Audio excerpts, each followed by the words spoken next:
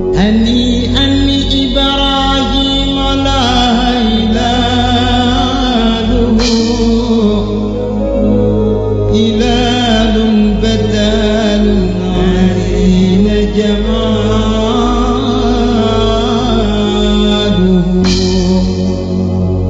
كلال ربي فيه جاب محمدا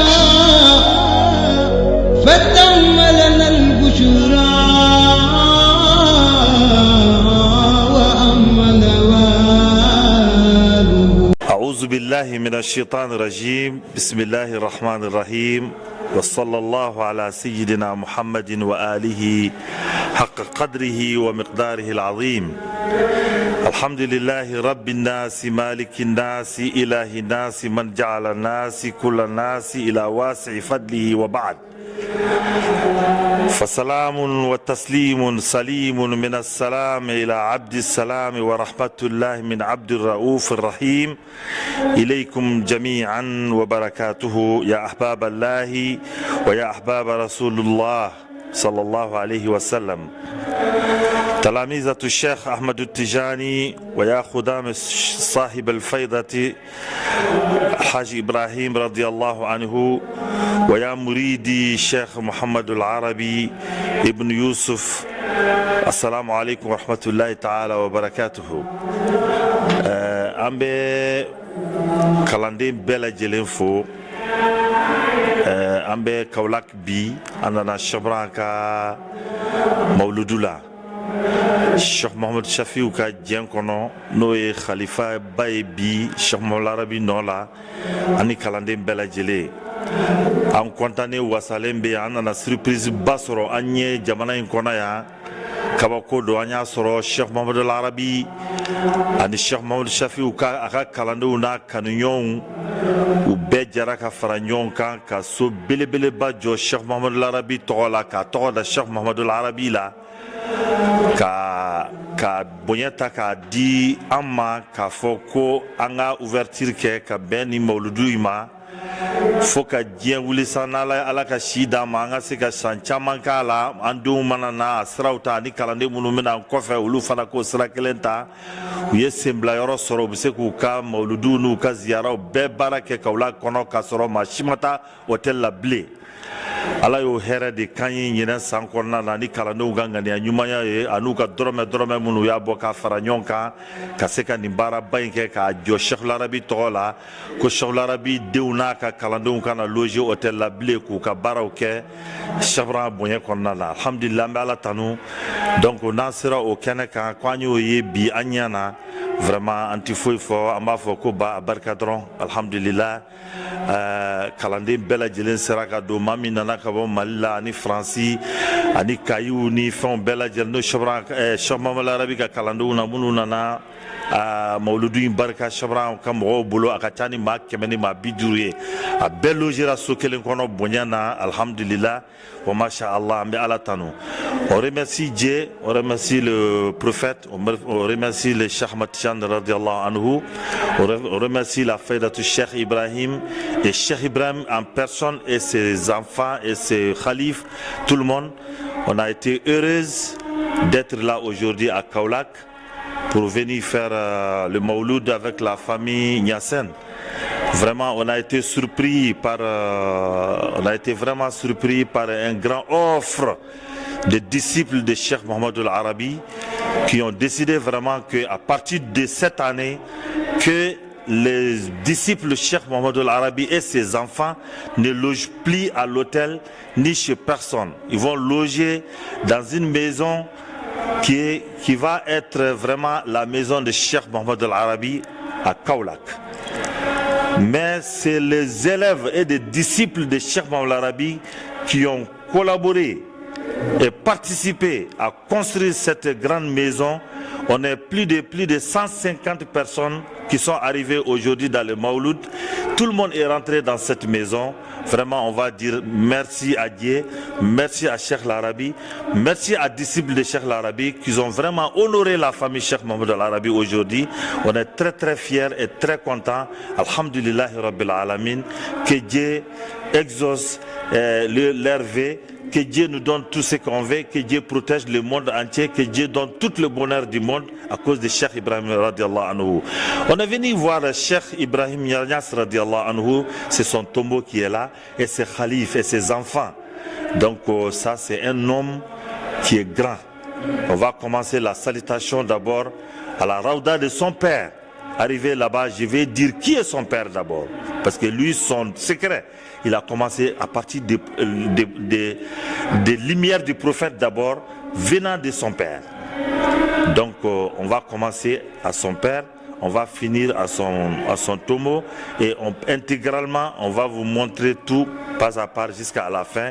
Que Dieu nous aide. Alhamdulillah Rabbil Alamin. Allahumma salli ala Sayyidina Muhammadin al-Fatih lima ughliqa wal khatim lima sabaqa al-nasir al-haqq bil haqqi wal hadi ila siratika al-mustaqim wa ala alihi haqqa qadrihi wa miqdarihi al-azim. Subhana rabbika rabbil izzati ma yasifun wa salamun ala al-mursalin. Alhamdulillah Rabbil Alamin. Je sais qu'il y a plus de 16 chambres et c'est une maison à R+2 et il y a plus de 16 chambres dedans et tout le monde a eu des places. On est tranquille. Bon, alhamdulillah. Donc, mais vraiment le coup, je ne peux pas savoir parce que ce n'est pas moi qui a fait.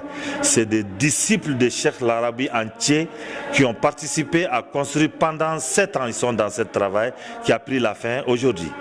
Voilà. Allahu Akbar. Allahu Akbar.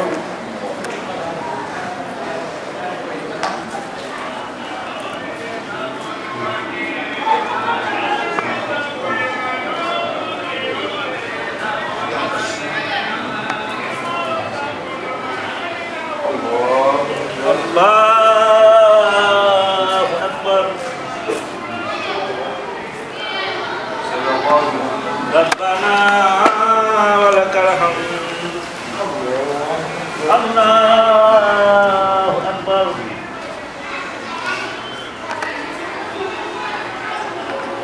Allahu Akbar.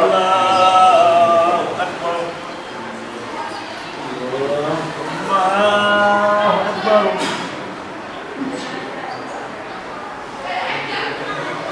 Allahu Akbar. Allahu Akbar. Rahman Rahim. Ambi Bella Jelen Barkada Ninkenenka. Ambi Cheikh Mohamed Al-Arabi ka sira de Latamanata Kabo Mopti Malila. Ani ya télévision do bi barala ñogon fe ni ziaranka. Anana Kabo Mopti Naka Khalifa Baka Dieng Cheikh Mohamed Shafiouye ka Cheikh kan Israël de Latama Cheikh Mohamed Al-Arabi e san biduru de keni barakelinka on bangna kana soro ni sira kelinka ati do kaulaka kono na mateme ni misri de kono ni de a fache ka misri nu ba fama Alhaji Abdoulaye ni ye dembarkama ye aya soro noro do de kono rekoso arabu ko Al-waladu sirru abihi. Kodé a faka guindo de yoé. En français, l'enfant c'est la réalité de l'homme. Voilà. Donc Shobraka aka hakika moya naka noro ayata ni misri tigi de bolo ni to de ko Cheikh Alhaji Abdoulaye Niass ni da fateka misri. Cheikh Alhaji Abdoulaye Niass a tumini misiri njo wati mina a seli yoro dande kuye ni yoro nye ayaye yo do fara pied kan ka bonya yoro mi pour que atamashien kana tunu ni de a seli yoro tuye. Ça veut dire que ni place au place de tumini yoro la misiri fitini de kundo au fur et à mesure où il a grandi ka agrandi 600 fois ka agrandi ka to blakata ya fait au de fleur au courant de fleur ya fait côté fait. Donc ni tchei ni de tuer wali jubaye minga wali juyat se kala kala ay mu de jira hala modeu na pour ka donc ka fo ko ale fendo na modeu mi klonga la Alhaji Abdoulaye akwa modeu ma ko aw bi buli nyina ko tan chugo mina ko aw b'a dɔn ne fɔrilen don ka tɛmɛ a kan mɔdenw k'a ma kɛ n'i fɔrilen don i bɛ se ka mun kɛ a ko ɲinɛ ma i jɔ ɲinɛ bolitɔ ka taa denmisɛnw bɛ ka boli a kan a ko ɲinɛ ma i jɔ ɲinɛ tora a bɛ nagasa dama a ma se ka bouger pour que k'a jira a mɔdenw na olu fɛn dɔw dalilu dɔw bi u bolo donc an b'o kɛnɛ de kɛ n'an sera o kɛnɛ kan Cheikh Muhamadul Arabi a kun ti don kawla k'a bada n'a m'i sen jɔ yɛrɛ fɔlɔ n'i y'a ye anw tɛmɛna sura parce que su kun kora donc mais an tɛ se ka ziyara foyi daminɛ an tɛ se ka baara foyi daminɛ n'an mana daminɛ nin sira kelen de kan n'a nana nin varandani o de y'a sigiyɔrɔ ye a b'a ka seliji ta ye an b'a dɛmɛ n'a ye seliji ta a bɛ isinjaw kɛ ka sɔrɔ ka don ka na ka seliw kɛ ka t'i kole nin pied in na ka ala deli o ye kow dayɛlɛli sababu bi ta yan de gido dɔ de bɛ nin pied in na n'an tilala sisan min den o pied kelen na an bɛ nafila fila seli ɲɔgɔn fɛ k'an ka haminakow jira ala la ka mali ka haminakow jira ala la ka diɲɛ ka haminakow jira ala la k'an yɛrɛ ka degunw jira ala la mais an bɛ ala tanu parce que Cheikhul Arabi tun y'an bila ka na nin yɔrɔ in na yan waati bɛɛ waati dɔw la a yɛrɛ bɛ si hali faradaw kɔrɔ nka a ka kalandenw wulila bi a n'a denw a n'an dɔgɔninw u bɛɛ de wulila k'u ka dɔrɔmɛw fara ɲɔgɔn kan kalandenw ko k'u t'a fɛ an ka to palon la mɔgɔw ni ɲɔgɔn cɛ u y'u jija dɔɔni ka se k'u bolo fara ɲɔgɔn kan ka se ka fɛn min jɔ alhamdulilayi an fana yɔrɔnin dɔ sɔrɔ Cheikh Arabi tɔgɔ la bi min dɔrɔmɛ kelen ma bɔ anw yɛrɛ kunna kalandenw yɛrɛ ka dusu ni an dɔgɔninw ka dusuw fɛ ka se k'o jɔ k'o di an ma an b'a fɔ alhamdulilayi nin bɛɛ ye Cheikh Arabi ye fɛn minnu ɲini san camanw kɔnɔ ala y'olu de la sabati an bolo ta an bɛ ala tanu walhamdulilahi rabbil alamin Cheikh Bayi b'a kuma dafa an bɛ sɔrɔ ka nafila seli ka dugawu kɛ ka don Cheikh Alhaji Abdulayi ka kaburu kɔnɔ a n'a den barikama caman de fana dan bɛ a yɔrɔ kelen na an bɛna image ta k'a bɛɛ yira mɔgɔw la dɔɔni fo k'a ban ala k'an don u barikaw kɔnɔ u barikaw kosɔn ala k'an kisi k'an tanga u barikaw kosɔn ala k'an sutura u barikaw kosɔn ala ka si ni kɛnɛyaw di u barikaw kosɔn ala ka labanko ɲuman d'an ma u barikaw kosɔn ala k'an to sɛkiw kanu kan fo ka t'an bolo da ala kiratigɛ kɔnɔ bijayil Mustafa alayhi salatu wassalam a ti tɛmɛ o kan a y'a bɛɛ de fɔ mais nɔw taama de don n'i y'a ye a Cheikh Muhamadul Arabi ka kisaw lakale ala b'a fɔ kuranɛ wa qul naqusu alayka min anba'i rusuli ma nusabbitu bihi fu'adak ko an bɛ kira tɛmɛnenw ka kisaw lakale aw ɲɛna mun kosɔn k'aw dusukun sabati u ye baara min kɛ aw ka se ka fɛn kɛ ka tɛmɛ o kan o tuma na Cheikh Arabi a y'an tɛgɛ minɛ tan ka na n'an ye ka na nin nɔw de jira an na mun kosɔn don dɔ bɛ yen a nɔ in bɛ baara kɛ alhamdulillah an filɛ o baara kɛnɛ kan an bɛ ala deli ala kɛra sababu ye ka na ni minnu ye nin kɛnɛ in kan bi ala ka nin ɲɔgɔn caman ala k'a jira an na sini kɛnɛ na ala k'an to nin taasira in kan nin taasira in nin de ye ala ka hinɛ ye dɛ Cheikh Ibrahim Niass b'o de fɔ nasihatu minni ilal ikhwani faltumsiku tariqata tijani ko kɔnɛjɛ kan min b'ale fɛ ka fɔ a balima silamɛ bɛɛ lajɛlen ko bɛɛ k'i jɛ i ka tijaniya ta tijaniya tariqatu zikri wal fikri tariqatu salafi salihin ala ko suma sira ani ala don sira ani ala ka mɔgɔ sɛbɛ tɛmɛn'u ka taa sira o kuma na an bɛ k'o taa sira in de taama o kuma na ala k'o taama nɔgɔya an ma a y'a fɔ cogoya min na yan ye Alhaji Abdulayi ka yɔrɔ ye misiri ye an bɛna taa ale ka rawda la n'an bɔra yen an bɛ sɔrɔ ka taama ka taa Cheikh Ibrahim fɛ yen mais fɛn bɛɛ bɛ ɲini yan de Alhaji Abdulayi fɛ Cheikh Arabi b'o de fɔ an ye a bɛ ko bɛɛ ɲini yan de Alhaji Abdulayi de bɛ Cheikh Ibrahim ka da dayɛlɛ yanni an ka se an bɛ hami o hami n'a banna n'an y'a bila yan yanni an ka se an bɛna sɔrɔ a bɛ d'an ma de a résultat de bɛ d'an ma mais yan de y'a hamiw fɔ yɔrɔ ye o de o atul buyuta min abwabiha ala b'a fɔ ten n'aw bɛ don so o so kɔnɔ a ye don n'a daw ye o tuma na Cheikh Ibrahim ka da de filɛ nin ye alhamdulilayi n'a ala y'o nɔgɔya an ma k'an se o kɛnɛ in kan an b'a fɔ ala ni ce. An bɛ ala fo an bɛ ala barikada Cheikh Sidi y'a fɔ cogoya min na ɲinɛ alhamdulilayi an jidira Mali nana an ni Sénégalais bɛ ɲɔgɔn fɛ Faransikɛw nana jamana wɛrɛ mɔgɔw fana b'an nɔfɛ ka fara o kan n'o ye Ivoiriyɛnw ye o tuma na an b'a fɔ ala ni ce hali sisan an bɛ ala deli san nataw la an ka na ni diɲɛ bɛɛ ka na Cheikh Ibrahim tilal'o la an ka kan ka taa khalifaw fo an ka kan ka taa sheikhuw fo o tuma na o programme bɛɛ ka kan ka kɛ nin sira in kan ni ala sɔnna wasalamu aleykum wa rahmatulahi taala wa barakatu o tuma na Cheikh Sidi y'a fɔ cogoya min na an bɛɛ bɛ na an dɛn ale la o kuma na ale bi nafila kɛ an bɛ nafila kɛ a nɔfɛ bɛɛ k'i ka hamiw dɛlɛ bultufu de don i b'i bultufɛ dɔrɔn k'i ka réseau dɛlɛ donc n'i ka réseau dɛlɛ i bɛ connecté o kuma na ala k'an connecté o kuma na alhamdulilayi rabbil alamin ala ka sini kɛnɛyaw di ala ka ni ɲɔgɔn caman jana sini kɛnɛya na wassalamu alaikum wa rahmatullahi ta'ala wa barakatuh. Ashab Yamin qui nous a accompagnés d'organiser tous ces programmes sur Kaolack. Donc moi j'ai des problèmes de français, mais je vais me débrouiller pour que vous compreniez ce que je vais dire. Je salue le groupe Ashab Yamin du Sénégal, de Dakar. On est très content de votre accompagnement. Pourquoi on est venu par là? Parce que ça c'est la mosquée de Cheikh Alhaj Abdoulaye Niass, qui est le papa de Cheikh Ibrahim. Parce que notre papa nous a dit que tu ne peux pas ouvrir la porte de Cheikh Ibrahim si tu ne passes pas par là. Il a fait pendant toutes ces années plus de 50 ans de ziyara à Kaolack.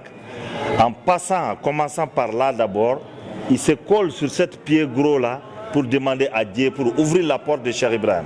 Donc à partir d'ici, tout ce qu'on demande ici là, on va trouver que la porte est ouverte dans le Raouda de Cheikh Ibrahim, Inch'Allah. Donc on vous remercie vraiment de votre courage, vraiment de nous accompagner partout. Bon, or c'est vous qui êtes notre teranga, mais vous êtes là vraiment à notre disposition avec toutes les difficultés que vous êtes en train de suivre avec nous. On vous remercie tous, vraiment, vraiment merci beaucoup. Cheikh Ibrahim, pourquoi il est grand? Parce que c'est son père Alhaj Abdoulaye là qui est grand.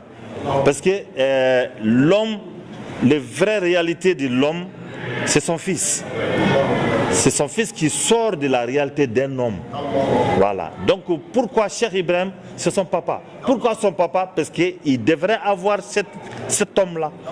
Donc les deux choses sont collées. Donc vraiment, on va se recueillir à son tombeau.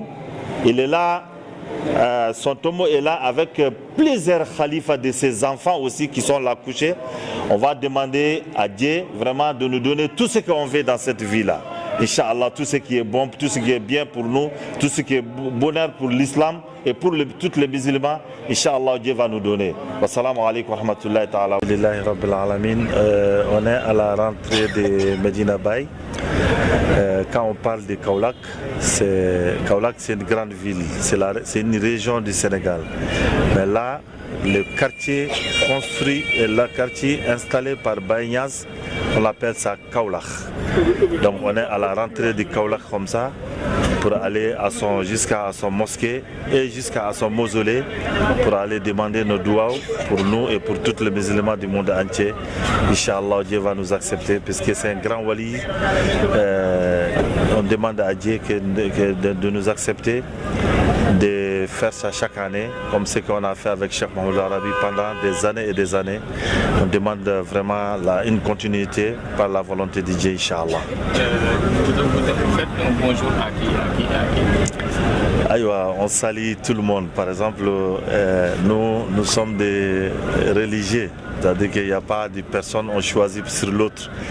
Vraiment, on fait doua. Quand on va rentrer, on va faire des doua pour tous les disciples du Mali, pour tous les disciples de la Tariqa Tijani du monde entier. Que Dieu exauce nos vœux et nous montrer chaque année pour qu'on arrive à passer beaucoup de temps à faire des travaux comme ça, comme ce qu'on avait avec Cheikh Mahmoud Arabi. Et ils ont passé toute leur vie à faire ça. Hein. Ils n'ont que ça, chaque année ils sont là. Donc on demande à Dieu de nous donner des forces, des moyens, de tout pour vraiment continuer à faire ça, Inch'Allah.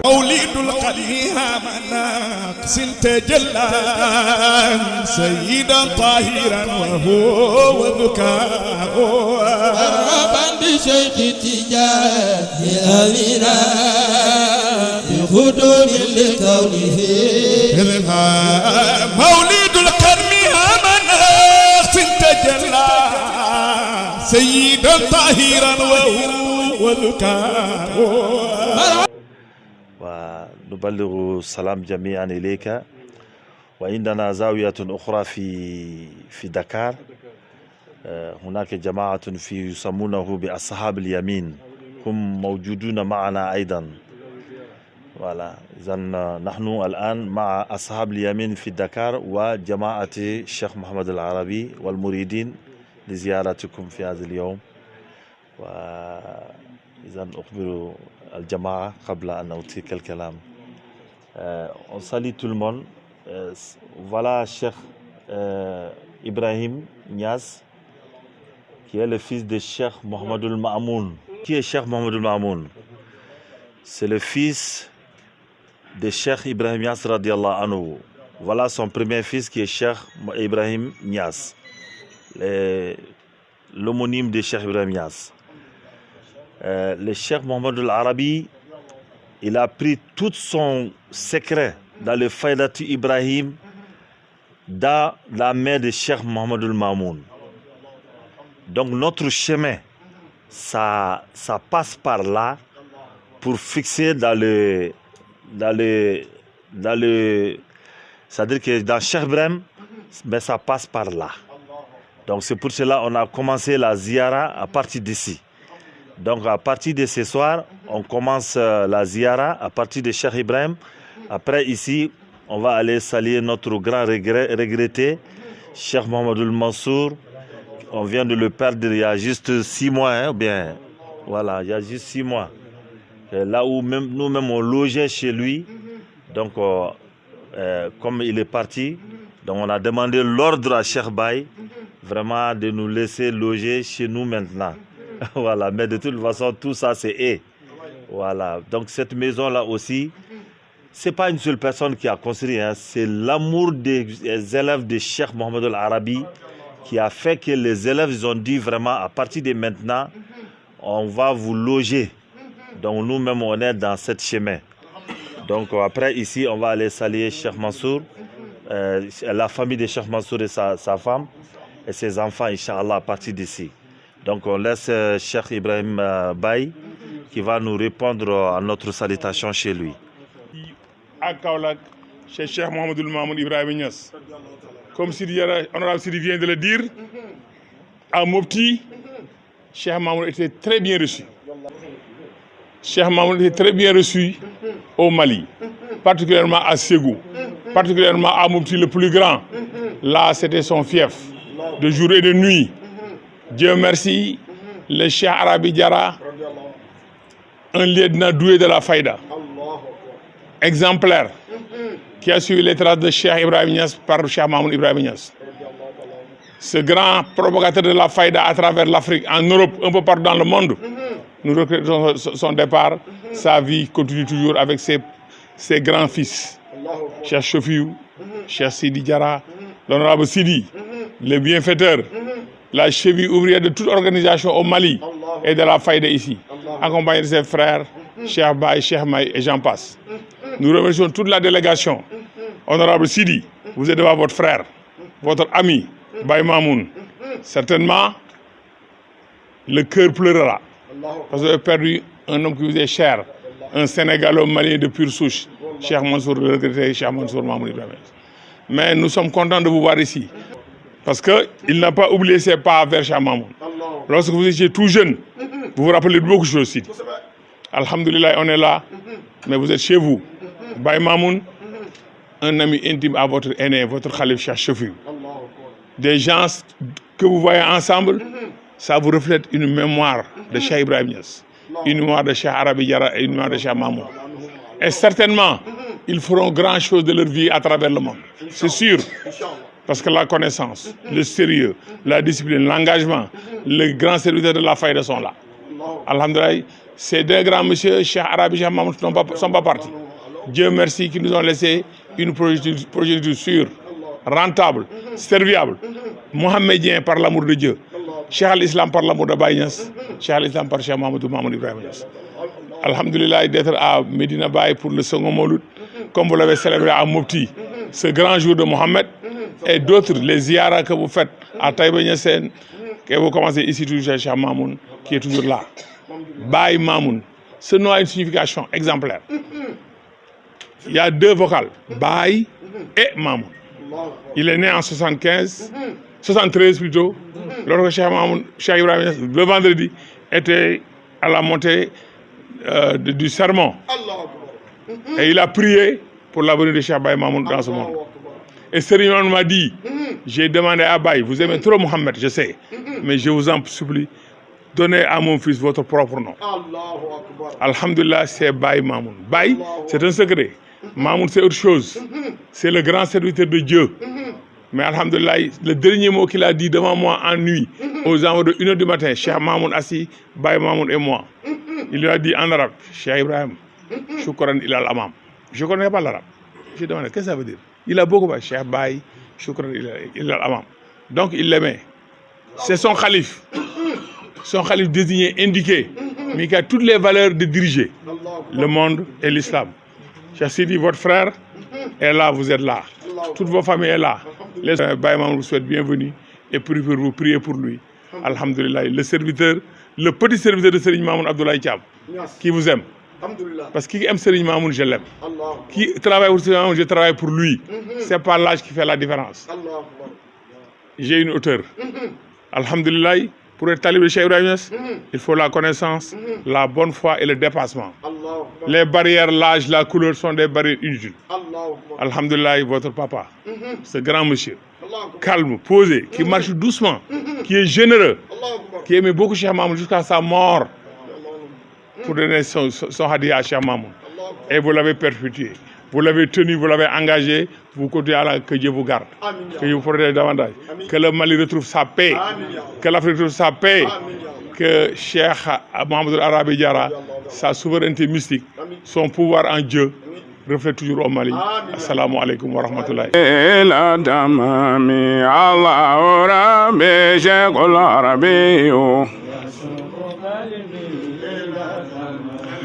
بازال جوني قبل فودي وهو سيدي هدلانا مجال قليبي ينفع قلوبي هذه الختام الله ربي شيخ العربي دواء زاهد للفلاح لذي صلاح وجل آمي هدي صميمي ساني سليمي فوق سنامي الله ربي شيخ الربي ومن دناه من المنى ومرناه ينفله يامي زين الصغير زين الكبير زي الحق من الأسامي الله ربي شيخ العربي يزوق قلبي لنا هم الغايات والمنايا نجاسنا يا فضل سلامي ضفت نارا ليبت فجا زكيت نارا تدل أنامي الله ربي شيخ العربي يسوق قلبي لنا يا ربي خذ أيدينا وخذ أيدينا خذ إذهال نقامي وربي يسوق قلبي الأندمامي الله ربي شيخ العربي يسوق قلبي اللهم صل على سيدنا محمد للفاتح لما أغلق والخاتم سبقنا صراط بالأقوال إلى صراطك المستقيم وعلى آله وقدر مقدار العظيم سبحان ربك رب العزة عما يصفون والحمد لله رب العالمين. على محمد صلى الله عليه وسلم عليه صلاة الله ثم سلامه صلى الله على محمد صلى الله عليه وسلم يزول عذاب أنا منك زواله صلى الله على محمد صلى الله عليه وسلم. اللهم صل على سيدنا محمد الفاتح لما أغلق والقاتم لما سبق ناصر الحق بالحق والهادي إلى صراطك المستقيم وعلى آله قدر مقدار عظيم. nemo be alakrayma وهو أول التجلي ako alade alaka yengeli yoro foloy وهو أول مظهر من الحق ako alade alaka tiere bang yoro foloy وهو سر الظهور ako alade bangeni gundo era yoroy وهو النور البطوني ako alade gundo kono noroy وهو نفحات بطون البطون ako alade alaka kasad mon furfur yoro sion kono ta sion kono صاحب رئاسة الأولاك ako alade ni ekunte o kundiga obe alakra de bolo لولاه ما خلق الله شيئا ako nak makale alakra ko ko ala kuntina foide da صلى الله عليه وعلى آله وصحبه أجمعين ko alaka kishinne make ay anaga saba na sodungo bela jele kan حق قدره ومقداره العظيم ayra hakat da majlala ana hakat ko ma fola ala yoro رضي الله عن القطب المكتوم والمختوم ako alaka jambe kutubul maktum ma مولانا أبي العباس ako ni o yanyama no abul abasi سيد الأولياء وممدهم no waldu bela kundigi anu lamimba الشيخ أحمد التجاني رضي الله تعالى عنه no shaktiyani alaka jamba ma رضي الله ako alaka jen عن خليفته kabaka khalifa fenema ووارث السري anaka gundo chenta bama حق صاحب الفائدة التجانية ako ni o so feda tiyani atigiye حبيب رسول الله وخديمه حقيقة mu ye alakra kanu nyoy ana alla domba cheyera la مولانا الشيخ إبراهيم النياس رضي الله عنه no anga nyama Sheikh Ibrahim Niasse alaka jemba ma ورضي الله عن سيدي وشيخي شيخنا ako alaka jen aka nyama ma anaka sheikhuma وإمامنا nanga nyama وبابنا في حضرة الشيخ إبراهيم ani anga donda kana Sheikh Ibrahim ka hadrama مظهر الشيخ إبراهيم no Sheikh Ibrahim yara ka gundo bange yoro doy ووارث سر الشيخ إبراهيم ani Sheikh Ibrahim ka gundo cigido الذي قال الشيخ عنه ako Sheikh Ibrahim yara ko atigima فأنت مأموني ako ne ka gundo tabaye ne ka dana ko yoroy وقال له مبتي ako amatuguni ومامون ماموني به قال غوصنا يسر به الأهلون طرا وسهدي أتانا ضياؤته وسر سرمد قبالتنا من شيخ مامون يرفد ومامون ماموني به قال غوصنا يسر به أهلون طرا وشهد وترغد أرض ممسي بهجة سره لطلاته الأمان والذوق مزبد بارك الله. إذن أكو شيخنا شيخ محمد المامون إبراهيم ياسر. أكو نيناكا كما شيخ أنغان شيخ دمانو شيخ ماموني. أكو شيخ ربي فنا نفاما. ذلك الرجل المتواضع. أكو ني علاقة جون كندو مو نام جينيندو. صاحب الهمة العالية. أكو أهمي كرة عليكندو. من خدم الشيخ في حياته. أكو مامي شبرم خادمي أكا نيرما بلا. حتى رضي الشيخ عنه. فو شيخ برام يرى جناما. وقال له لا تشغلك خدمتي عن الدراسة. أكو شبرم كما كو إكاني شغلا دونيكا خادمي على كالانتوي. وقال له وفيك أمون عظيم ومستقبل زاهر بإذن الله. أكو شبرم كما كو da shiniya sigi babela ani dana belbele ko obila shini ni ala so radiyallahu an Sheikh Mamoun wa nafana barakati alaka je Sheikh Mamoun ma ko alaka nafani abarkawi radiyallahu ako alaka je fana عن الشيخ الفاضل شيخ مو يفسمان دي اتيكي الإمام العادل مو ينيما تليني والولي الصالح مو يولي جوس نيماي الذي نال مشاهدة رسول الله صلى الله عليه وسلم يقظة مو ني اي alakra yeli soro nyere la خليفة الشيخ إبراهيم نو شبرم ka khalifa doy الشيخ محمد العربي نو anga Sheikh Muhammad Arabi Jaray رضي الله عنه ako alaka jama ونفعنا من بركاته ako alaka nafana barkay أيها الوفد الكريم ako aw jama kulu sanumay أحبابنا aw mune an kanu ñawye أنصار الله ako aw mune ala deme ñawye أنصارنا ako aw mune aw deme ñawye في الله لله بالله ala yara jati la ni ala yara jati وعلى رأسكم ako aw ka ñamaya kuna السيد الفاضل السخي ako ñama mi samandi ni fon seredo ومضيف عائلة الشيخ مامون وأحباب الشيخ إبراهيم أينما توجهوا في مالي ako ale de Sheikh Mamoun ka kanyon ani Shebram ka kanyon olu jatigi umana unyesi yoro kata malla في فرنسا وفي كوت ديفوار وغيره ako anu manu nyesi kata Faransa wal makatu nyesi kata Cote d'Ivoire mal yoro la muntu وفي السنغال أيضا ako hal Senegal yara fena kone في دكار مع أصحاب اليمين ako ko كرنغانيالا نوي أصحاب اليمين دونغوي يعني الشيخ يعني السيد النائب في البرلمان السيد أحمد جرا أكو أكمل أنا نيما ماني أوي دبتي أسامبلي لا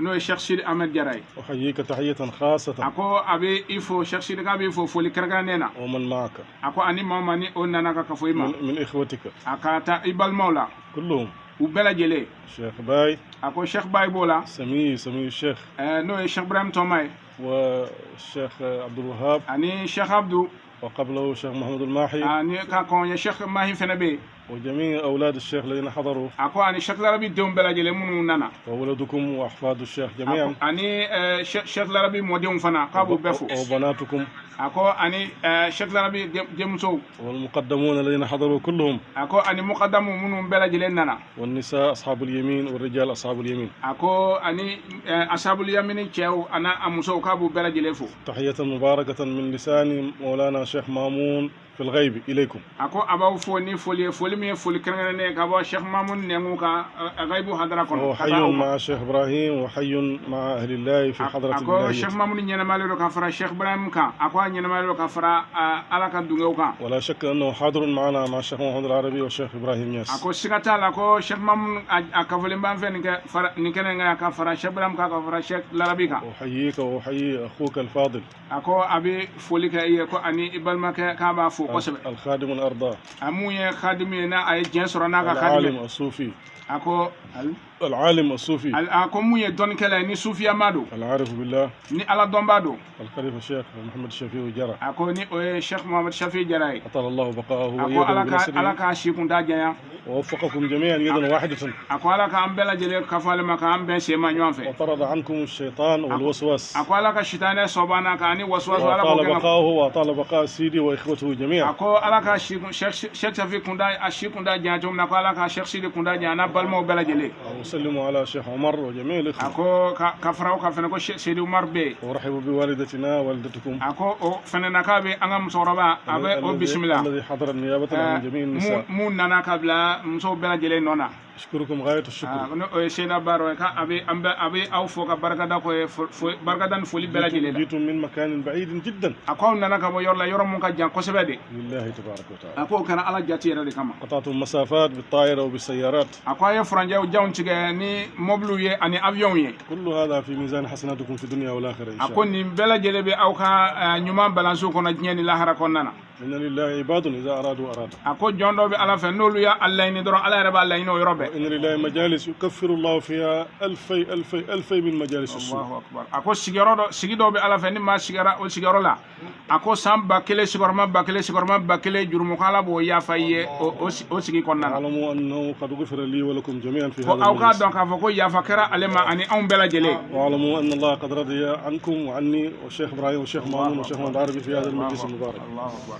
أكو أنا دوكا فوكالا جينا أو ما أني عليه أني الشيخ مامون أني الشيخ إبراهيم أني الشيخ لربكو وجينا أو ما. واعلموا أننا مع الشيخ عربي والشيخ مامون من أهل الجنة الفردوس إن شاء الله لا تخافوا ولا تحزنوا. إن الله معنا. أنا دوكا فوكو أوني عليه كان أنفر لما الشيخ مامون كان الشيخ لربي كان أني الشيخ إبراهيم كان الجنة كنو. فأنا نشجع أولا. من سبقت فيه العناية لا تضره الجناية. أكو ما أني على كا مقدون كونك إتجلا ما منه. أكو جنوب تيجي تورو. نحن كلنا بشر ضعفاء. أكو أوني بالمودي كان أمبي فرقوا تيجي كاين أن الله يتجاوز عنا الله يغفر لنا ويفتح لنا ولكم جميع أبواب الخيرات. على كأنكرشي على كجأما على كأما قلت على كيافاما. نسأل الله أن يشفي المرضى. أكو أبي على دل على كبنباتو على كنوعكوي. ويأتي بأموال كثيرة خاصة لمثل الشيخ سيدي وإخوته وأخوه الكبير. أكان نفلو chama دي. الذين هم دائما في خدمتنا. أكان نفلو chama دي ماما منو بخدمة على نفل الشيخ سيدا نفل ما قال أكان نفلو chama دي. وسمعوا الخبر يهدون إلينا. أكو لا. إذا سمعوا أنني أحتاج يجمعون المال. نو يام مكا دونك علم هتاجيني دو فين دولار كوبي تشيلي كناما. وإذا لم نسأل أيضا يأتون بالأموال دائما. أكو هل نو من ينقل كيف نكوب نن وريه كما بدي. هذا لا ننساه أبدا. أكو أتيسك ينن نكو فيو. وقلوبكم أفضل من المال. أكو أو دسكون كو أود كفسة نفلو يراي. وفقنا الله وإياكم لما يحب ويرضى. أكو على كأن بسمة فينا فم كدي على ربي جاوما. وداوى بمني قلوبنا المرضى. أكو على كأن دسكون بنباتو فرقنا كفنشنا ناقا نيومايا. أبلغ سلامي إلى خليفة الشيخ محمد الشفيع.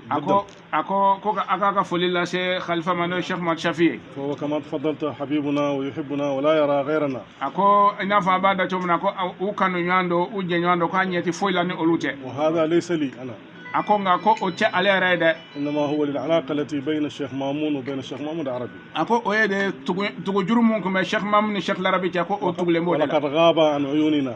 ako mana ko olu fla tunna ka ba anye ukoro وسرهما وسر الشيخ معنا ako nga ko olu fla gundo ani shebram gundo ko obu feya فلهذا أنزلني مكانة الشيخ مامون ووالده لذلك يخدمني وأنتم أيضا كذلك ako ode kama ko Sheikh Shafi ale jigi Sheikh Mamoun jigi orla ko anye rubo chugula fena ko ambe ba kadimi ka fara أنا أحبه وأحبكم ako aba shera ko abi Sheikh Shafi kan ko aba ambela jele kam ودافع عنكم وادعو الله لكم في الليل والنهار ako anga donc abi dugo kan sunit le bela jele kon أسأل na الله أن يحفظكم kaba del ala kan tanga أسأل الله أن يطيل أعماركم aba del ala ka shiu janya أسأل الله أن يوحد صفوفكم ako aba del ala kan nga safa be kelema أكثر فأكثر ako ke kosebe هذه الجماعة كبيرة في مالي وخارج مالي ako jama ko ala ka jiri mala ala ka jiri mal ko ka تحتاج إلى تنظيم زيادة ako ala ka ko labe ala ka o sinzi ka sabati ونحن مقصرون ako olu ba do ka fako olu kelo ka gamba ka kunda sunya do ke لكن نيتنا جيدة ako nu umase ka fem ga ko nga do ka fako unganya dafale do unganya be ka nyesha أسأل الله لكم التوفيق دائما ako abi ala delik ma be anye bensema ala kan bensema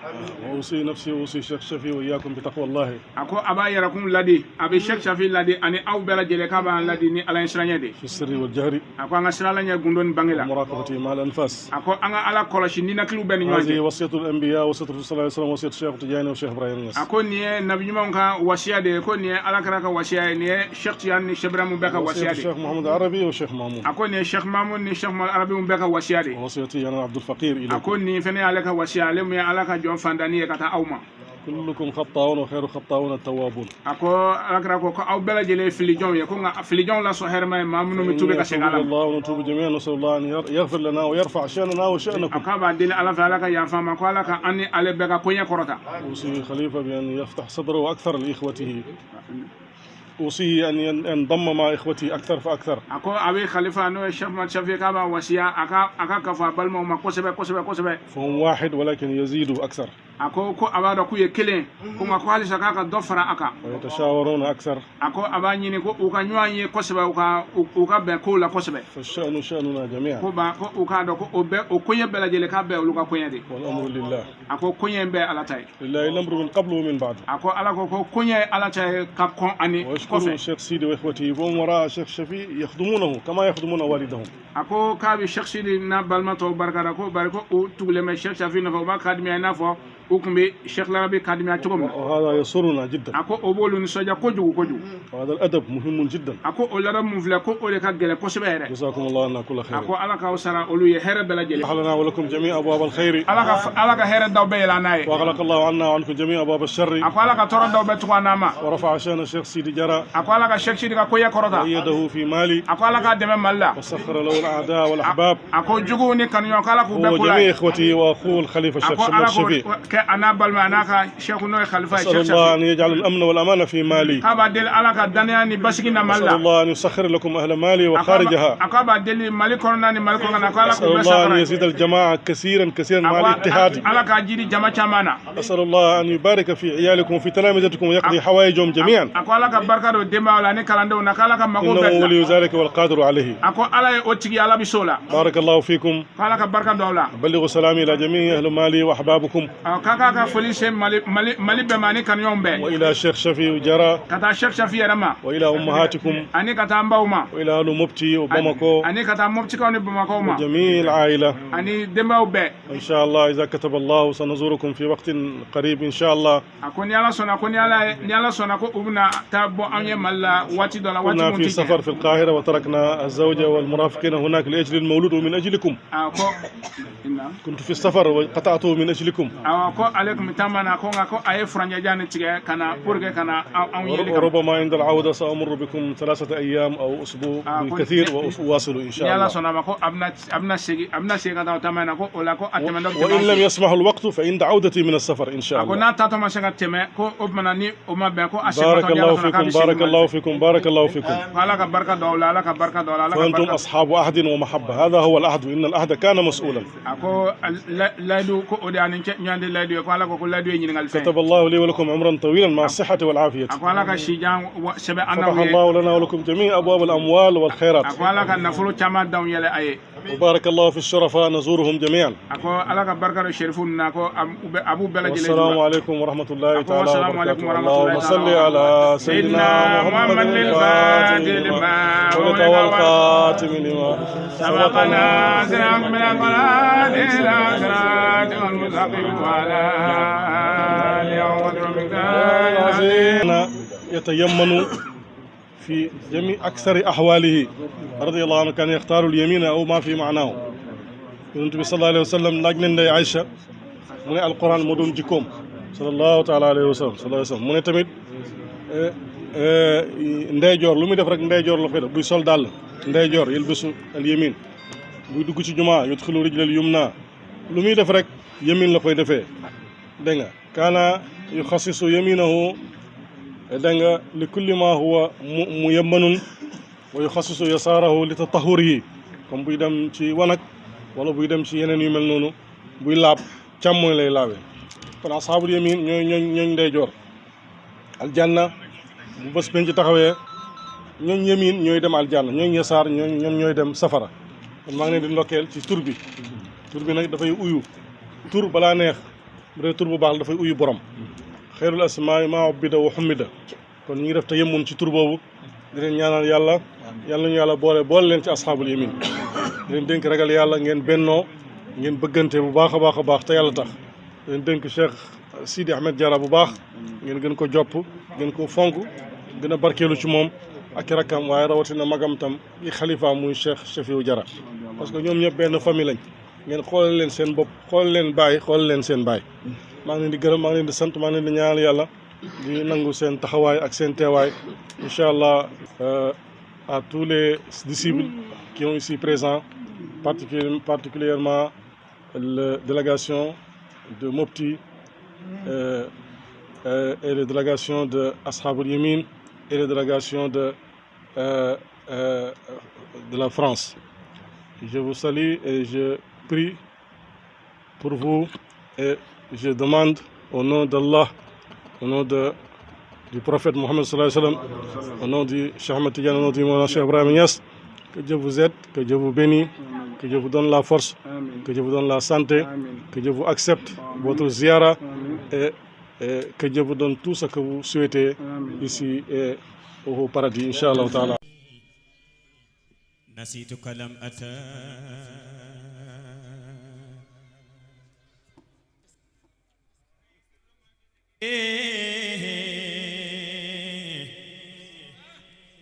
ذكر لسان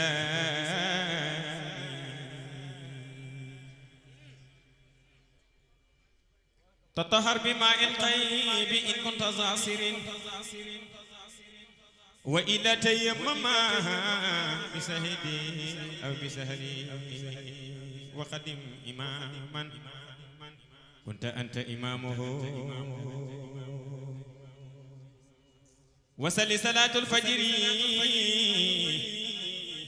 في هوالي الحصر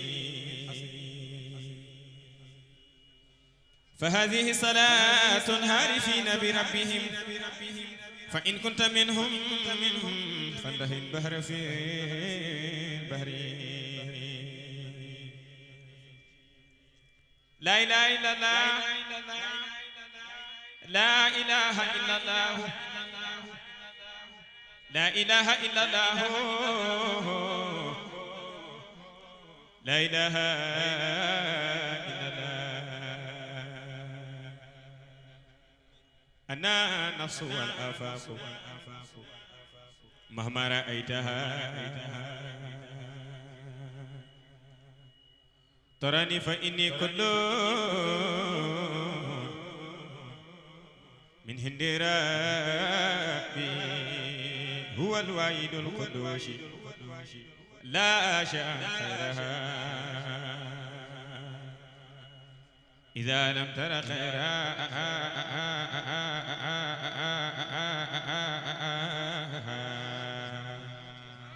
ترى أجو أين أتدب الليلة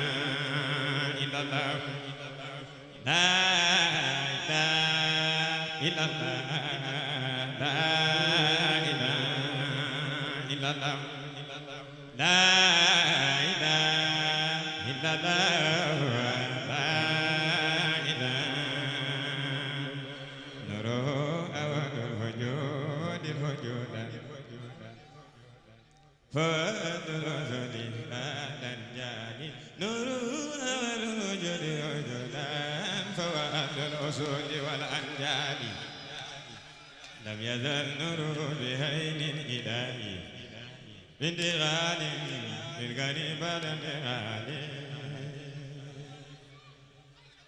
نوره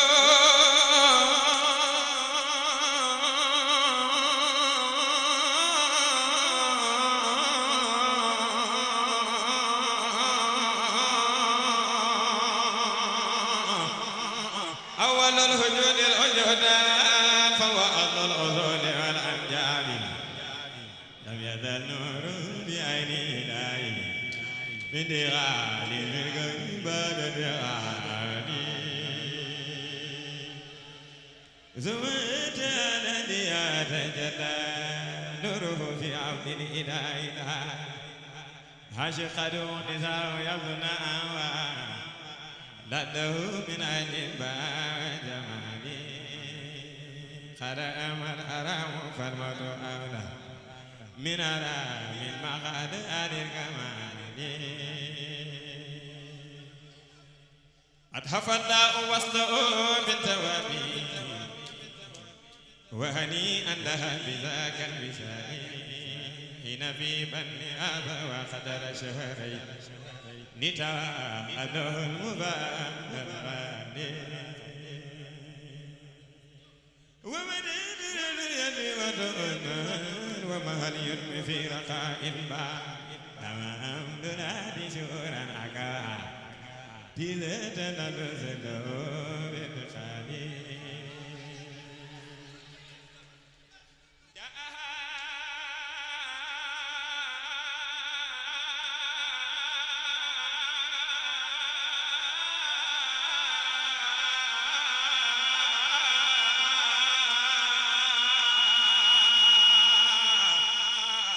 الخوي في دار فردا أتلور بطن بتوالي وأدرى خواتلون أم حسان ثم أفية أتالنا لي وأترى لم نكن ثم تذلى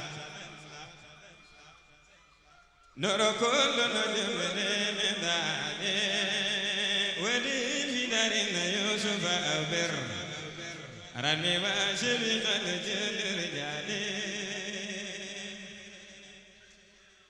نور شمسين تبزقت إن شمسا مصطفى شمسا دلال دلال مرحبا بالربيع في أتانا مصطفى الخلق ومقام رسالي لا إله إلا الله لا إله إلا الله لا إله إلا الله